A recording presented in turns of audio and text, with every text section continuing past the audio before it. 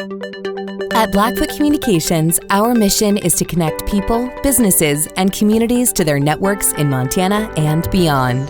Through Blackfoot sponsorships, local ambassadors, and public programs, we support initiatives such as the Emergency Broadband Benefit, fiber deployments, and community events. For information on our commitment to improving our communities with fast, reliable, and secure internet access, go to blackfootcommunications.com/news.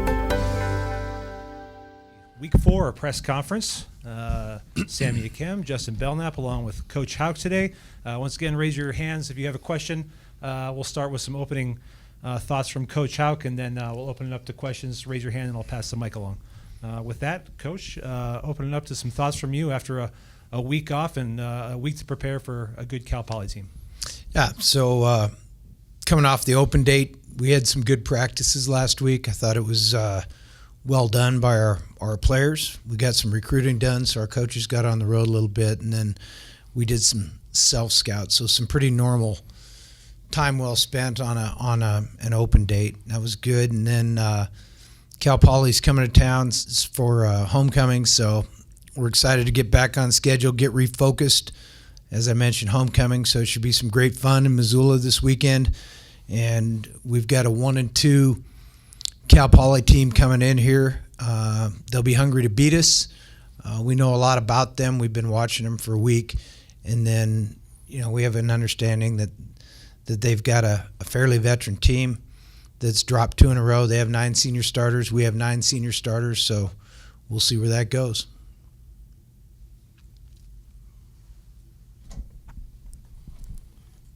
It's been a long time since you had a Big Sky Conference game. So how does the mentality change when you enter conference play, and what do you just think of Big Sky Conference play opening up? Yeah, it's been since April, certainly. Is that what you meant? A game that counts in the league standing. Got it. All right. Sorry, I'm being a smart aleck. Ask me that again, will you, please? Just how do you hope your team's mindset changes, and what is different just about the mindset it requires to play Big Sky Conference games? Yeah, I don't know that the mindset has to change. Personally, I think you have to approach every week trying to win that Saturday, so that's what we're going to do. But the addition with the Big Sky Conference games is the goal here is always to win a Big Sky championship. So, you got to go get them if you hope to do that. Bobby, with the bye just so early in the season, I mean, how does that kind of, adjust or alter things just with, 2 games, then you have a bye? Is that difficult to kind of do knowing that, it was so early in the season, or does it really matter for you guys? Yeah, open dates come where they come, and, the schedule's set, so you plan for it. We really do about the same thing on every open date.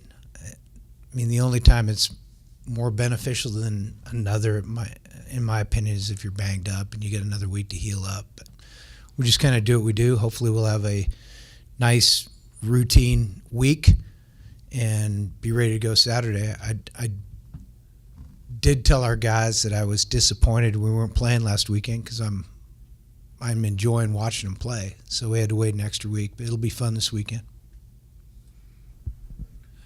Coach, I think when Griz fans think of Cal Poly, you kind of think of triple option. Obviously, that's not the case anymore, but they do know Beau Baldwin. So how would you maybe describe, especially on offense, maybe their identity, what they look like? Is it similar to Baldwin's days at Eastern? Or? I mean, they're 11 and 12 personnel. They're throwing it a little bit more than they run it right now. And, I mean, it's pretty standard stuff. How would you define just Coach Baldwin himself? What do you think caused him to have so much success his first time around at Eastern Washington?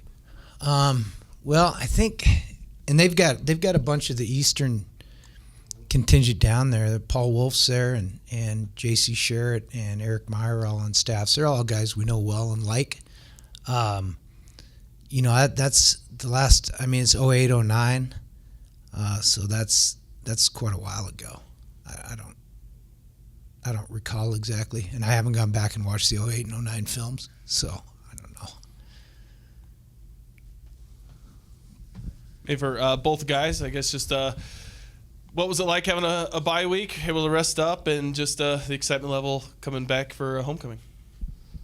Please, after you. It was good. It was good to get some time to watch some football. You know, most of the day we're getting ready for our games on Saturday, so it was good to be able to sit down and watch some football. You know, relax.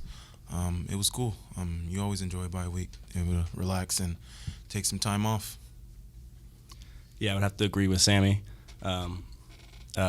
Playing in my sixth season now, I appreciate bye weeks, even if they are early. I mean, they're out of our control of when they are in the season, but it was nice to watch football on Saturday and just refuel and get ready for Cal Poly. For Justin, just talking about the defense a little bit. Obviously, it's been 115 minutes without allowing any points on your guys' side of the football. What's been so special about that side of the ball through the first 2 games this year so far? We got great guys on the ball, our side of the ball. I really enjoy playing with everyone on the D-line and the linebackers and safeties and corners and everyone. But we just stick to the plan. Whatever Coach Bear tells us, that's what we do.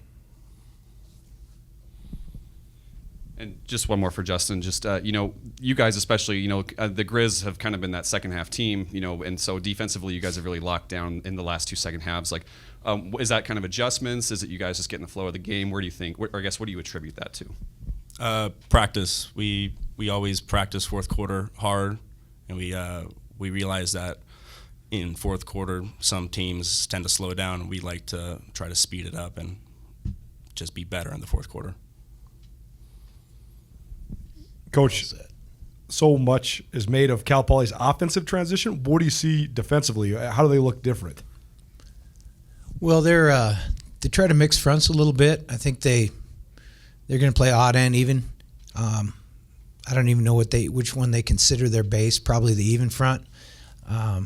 They do some good things schematically. I think they make you prepare for a lot of things. So. They got the Shotwell kid at linebacker. Seems like there's been a bunch of those guys there. I hope this is the last one. They've all been good players, and he is too.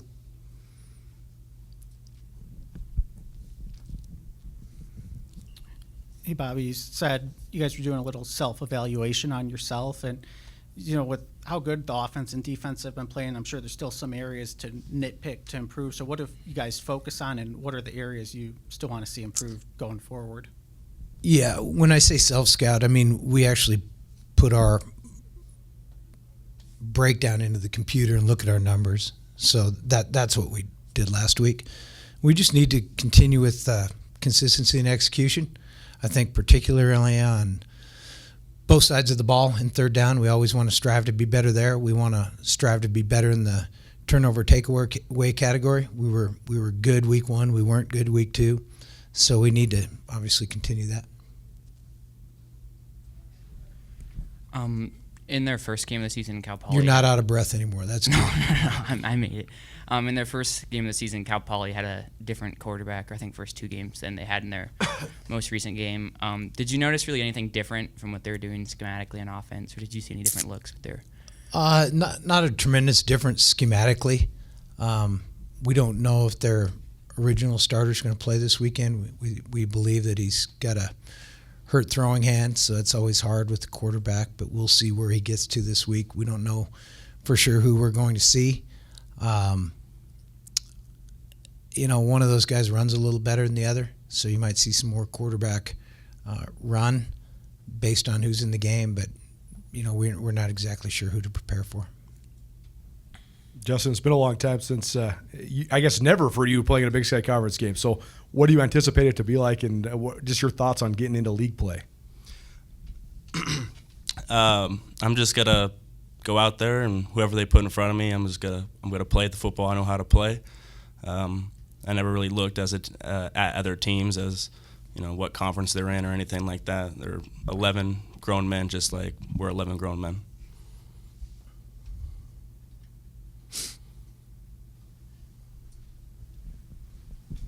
Coach, I was just curious if you're excited to not have to game plan for the triple option anymore. Absolutely. So right now, this is the first time in many years not to have a true triple option team on the schedule. So we are very, very pleased that Cal Poly's not running the triple option anymore. Exceedingly pleased, happy. It's like Christmas came again. I was going to ask a similar thing. Are there any benefits to playing a triple option team in a No. season?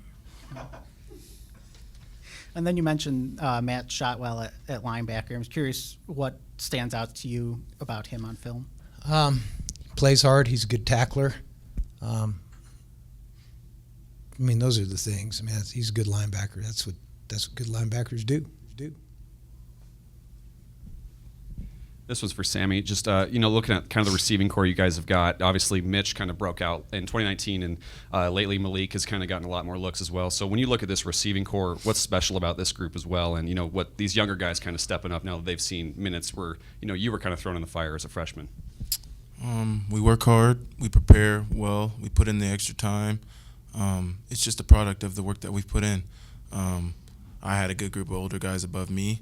They've had a good group of older guys to look up to, and I think it's just a product of Coach Pease and all the preparation that he puts us through and the meticulous work that he has us do. We're just a product of that, and Coach Hauck, of course.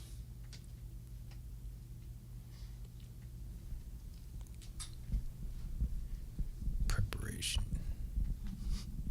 Hey, Sammy, doing a senior feature on Gavin Robertson, and I'm sure you've gone up against him in practice a lot. I'm curious maybe how you've seen him grow over the years and if you have a favorite memory about him. I was actually thinking about this during camp and kind of in the spring. It's like I feel like when Gavin first got here, it was like you knew how hard Gavin could hit. But now it's like I haven't felt Gavin hit me in a while, so that's probably the best memory I have, like the best recollection I've had of him. He's kind of chilled out on us, so if I can say anything. Anybody else? All right, thank you. Maybe we aren't going enough good on good.